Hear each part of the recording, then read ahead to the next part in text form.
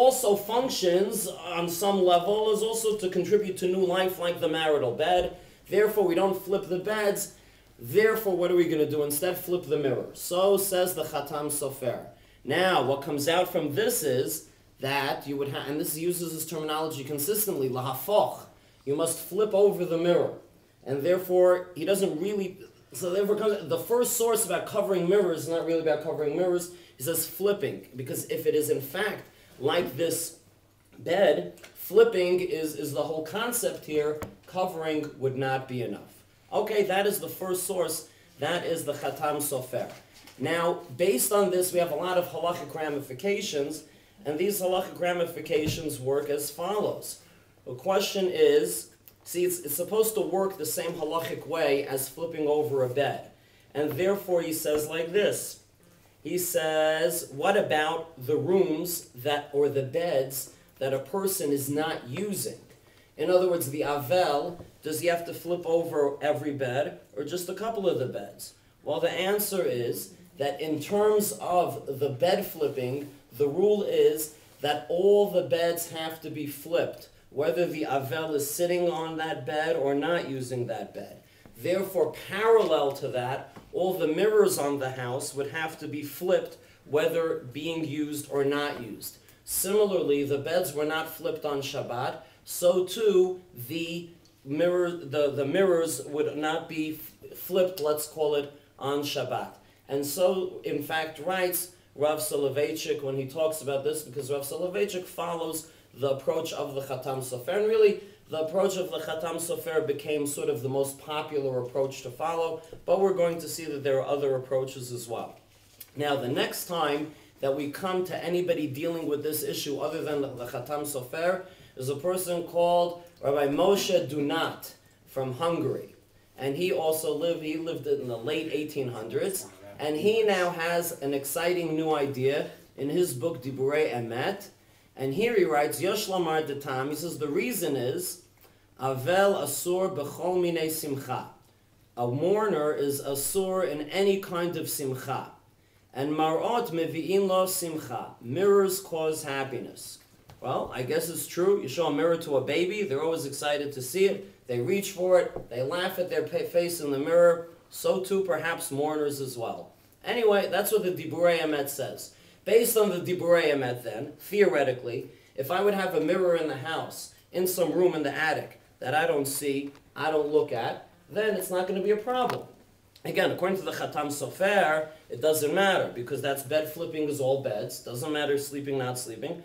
So, but here he says, no, it has to do with joy. And therefore, the Diburei Emet, his understanding is that it's not really a particular avelut custom that we're doing over here, but it falls into the category of all sorts of maybe frivolous type things that avelim are not supposed to do. Mirrors being one of them. All right, so you see, once we're into the 1800s, we have this kind of, there's more opinions. The other approach is Rabbi Menachem Polak. Rav Menachem Polak, he has a book called Shevet Halevi, Shut Chelak Halevi. It's Shelot Utshuvot. And he's another Hungarian, but he lived even further into the early 1900s, and he is really the first person that ever talks about covering a mirror and not flipping around a mirror. And he says, Mashin Hagim Lachasot Hashpigel, that when we cover the mirror, Beveit Ha'avel, Yesh Lomar, he says, this is the reason.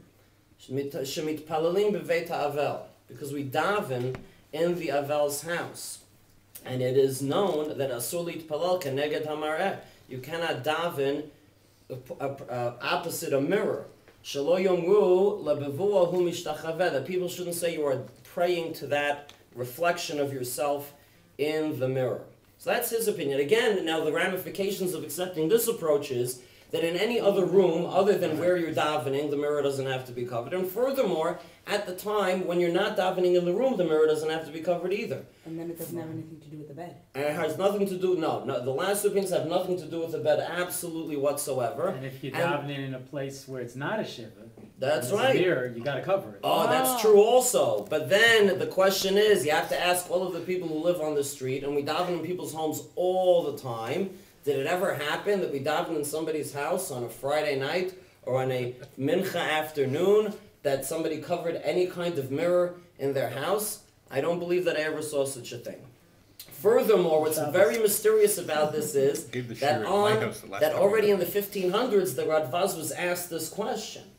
And the Radvaz, when he never referenced anything specific to Avelut regarding this. In other words, the issue of covering mirrors when you daven was already started 300 years before anyone connected it to Avelut was already mentioned. So the question is, that meaning today, we're careful not to daven facing a mirror. We don't cover it. Yeah.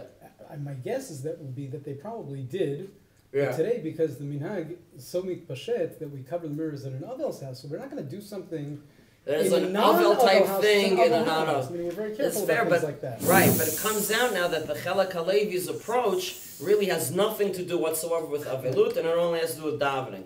But remember, Harvey, I told you once that the Radvaz has a cute solution to this. He says it's not really a problem, because if you're bowing down to your image in the mirror, at the time that you bow down, then you don't see anything in the mirror, so then you're cool in terms of that. All right, but those are what we call the big three issues. What's interesting is that there was all of a sudden a transition into covering mirrors away from flipping around the mirrors that people don't seem to relate to. However, I did find in a book called Hilchot Avelut Bikur Cholim, which is a modern book, he says, "Mashma de tzarich lahafoch v'lo sage bekisuyim." Seems from the Chatam Sofer that it is in fact not enough to cover the mirror, but in fact it must be flipped around.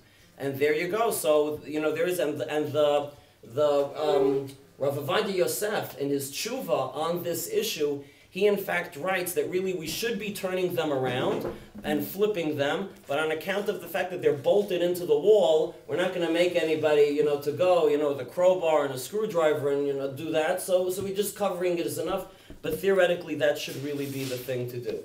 Now, these three approaches are like the big three. These are the big three reasons to cover the mirror, the bed, joy, and davening, and these are the approaches that were brought down in one of these one of the sort of early modern Avelut books, which is Rabbi Leopold Greenwald. Also, these guys are all Hungarian, basically, Transylvanian, Romanian. They're the people who deal with this issue with the mirrors. And he writes in his book Kolbo on Avelut. He lived later in Columbus, Ohio. He brings these three approaches, and basically everybody else who talks about it more or less takes exactly what he wrote. Like I saw this book, Pnei Baruch, which is translated into the Art Scroll Morning in Halacha, is word for word, cut and paste, exactly what he said over here in the early 1900s. So this becomes the thing to do, and that's kind of the reason. Now, at this point, we have three reasons, very good. But now there's a whole other reason. And this whole other reason is when it gets a little bit weird. And this reason is based on something that's written in the Zohar. Now, what it says in the Zohar at the end of Parshat Pekudei is that it is very bad for people to look in mirrors. Now, this whole thing got famous because Rav Yonatan Eibshitz included it in one of his drashot, in his book of drashot, Yarod Dvash, and it's also in the second drasha. So it's towards the beginning, so anyone who's going to read this gets up to there. And he writes like this. He says, now he talks about this whole kind of a thing. He says really, he says, B'inyan histaklut b'marot. In terms of looking in mirrors at all. Not talking about avilut. In terms of looking in mirrors, asur li'ish lirot b'marot. A man should not look in a mirror. Im lo letzorch shemistaper. Unless he's getting a haircut, I get this shaving, this important haircut a lot. Ola havir kitmei gufa, or to remove stains from his body. All right, you want to make sure that you cleaned all of your parts. Okay. However, aval lirot b'marot im levushav mechuvanim, but to look if your clothing looks right, hu begeder lo yilbash gever simlat isha.